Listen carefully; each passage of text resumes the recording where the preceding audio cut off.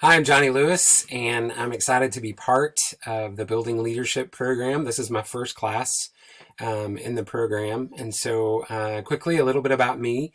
I'm the spouse of my wife, Monica, and I have two children. We live in Shawnee.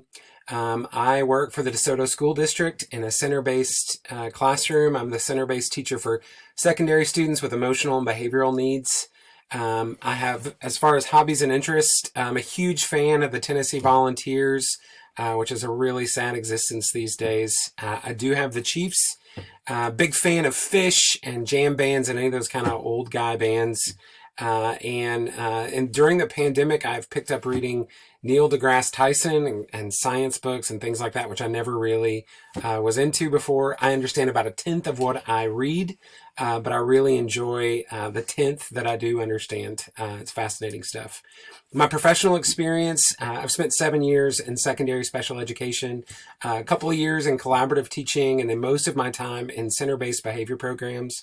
And a big piece of that is para-education, staff management. And then prior to that, I have 9 years in nonprofit management, doing a lot of fundraising and budgeting and staffing in that work. Educationally, I have a master's in special education. I have a master's in divinity with an area of study in clinical counseling, which that therapeutic stuff kind of provides me a good touch point in working with behavioral students.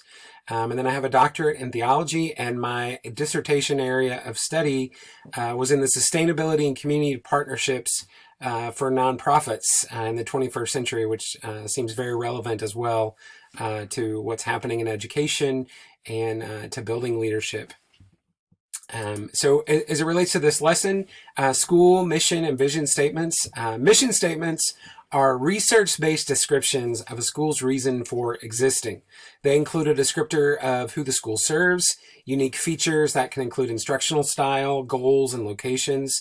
An example that I chose that I thought was a good mission statement from one of our readings says, our kindergarten aims to provide a meaningful, so we know who the clientele is, they're kindergarten students.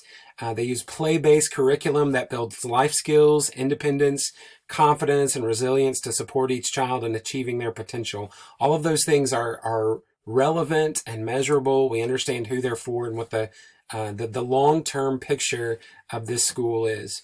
Vision statements, on the other hand, they're a description of the specific goals and aspirations of a school, often therefore a specific period of the school's existence. I remember when I was in college, the University of Tennessee had a goal of becoming a top 20 institution as it related to a certain kind of categorical description that I think now, 20 years later, doesn't even exist anymore. So that was a snippet of that school's vision for a specific period of its time, but not an overall description of its mission that goes all the way back to the 1800s. These may include language that limits to certain time frame, like within 5 years. So one of the vision statements that I chose from one of the readings that I thought was a good example is, our vision is to create an extremely effective K-8 rural school that not only produces high level of student achievement, but helps train next generations of rural teachers. They work together like this. Mission statements describe the long-term purpose and reason for the existence of a school. It tells you why a school is there. Vision statements describe the goals and aspirations of that specific school.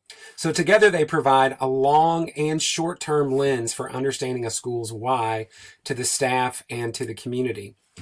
So here's an example that I made up. I'm from Eastern Kentucky, from Appalachia. So I made up a school there, Roosevelt High School. A mission statement might be, Roosevelt High School exists to provide equitable and experiential learning to Appalachian students of all socioeconomic backgrounds.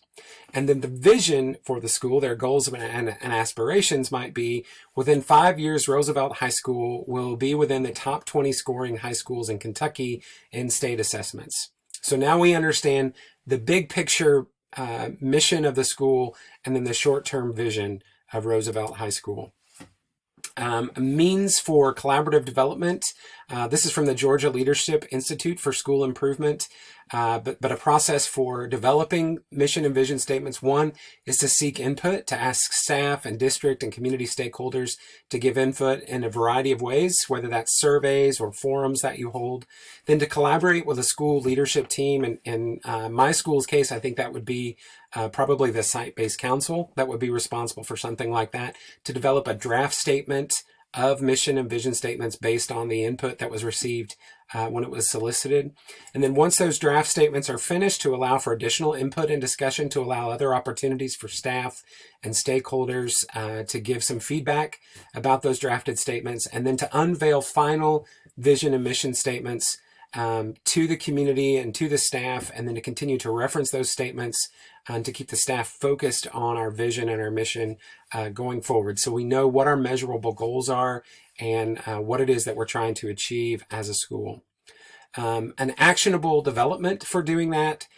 So after one writes mission and vision statements, after a team does that, in order to make sure that you're looking at specific areas of need within the school, you, as described by the Georgia Leadership Institute, could do a needs assessment in the follow-up presentation. And so once you have a mission and vision statement, you begin to ask what barriers are there toward us achieving those goals that we have. And so looking at things from building maintenance, academic data, professional growth needs, technology, equity, diversity, socioeconomic needs, all of those different things that play into whether a school can achieve those goals and what resources they're going to need to be able to make those things happen. Well-written mission and vision statements are academically focused. They provide clear objectives. People can understand what the goal is and how it will be measured.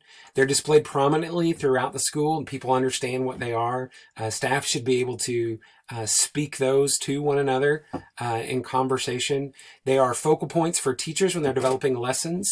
In other words, when a staff is developing curriculum for a school whose goal is to encourage students to pursue careers in technology, for example, then whether it's an English class or math class or science class, that goal of technology careers for students should be a part of lesson planning.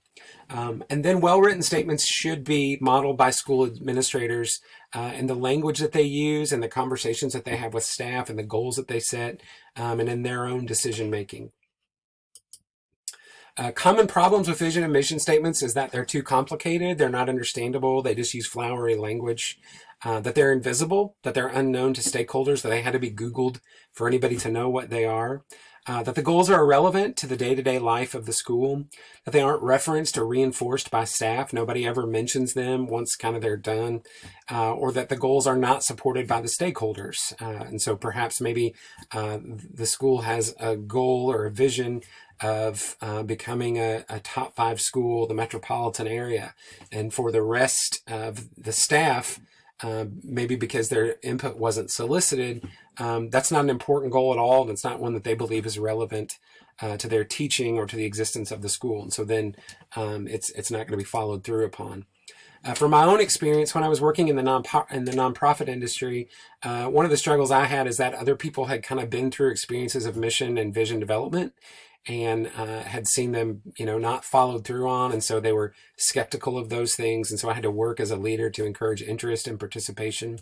And then in education, my current school uses a set of core values. They don't use a vision statement. The core values kind of functions as a mission statement. It's very, very long. One of the previous schools that I worked in Kentucky, there was a lot of energy in development of vision and mission statements, and then there was a change in leadership right after we developed them. So when the principal changed and kind of that staff rolled over, there was no follow through on the vision and mission statements that we developed because the leadership didn't find it relevant to what they were doing. So my current school, DeSoto High School, we use, like I said, a lengthy 5 core value description. It sort of functions like a mission statement, but it's very long. It takes up at least half a page in small type to fit the entire thing on there, because there's 5 core values and they're all described, and then there's a reason for the core values. These are placed around the building, but they're not mentioned very often. And I doubt anybody, probably our building principal could tell you what they are, but the rest of us probably couldn't. We do not use a vision statement. Goals are often thrown around verbally or in August in professional development, but there's not a lot of follow through or clarity on exactly what the goals are for us as a school, other than, we want to be a good school. My suggestion for the school that I work in would be that we develop a mission statement, that we take kind of the spirit of those core values and condense it into a more manageable and memorable mission statement, that we seek stakeholder input in developing that statement, which would encourage communication with the community and with the staff. That we create a vision statement that clarifies some common goals that we have for our staff to focus on. I think that our school has great potential for being a leader in our state academically and creatively. It's a great school. I really enjoy working there, but they're not necessarily measurable goals that we have in place to define and to assess our progress. And as we know, as educators, assessment is everything. And so we need those goals in order to be able to assess where we're at. These suggestions support success and well-being for students by giving the school an intentional reason and process for frequent assessment and reflection of school needs and successes, by inviting opportunity for increased engagement with stakeholders, by providing clarity to staff, community, and potential new stakeholders as it relates to their role in the common vision.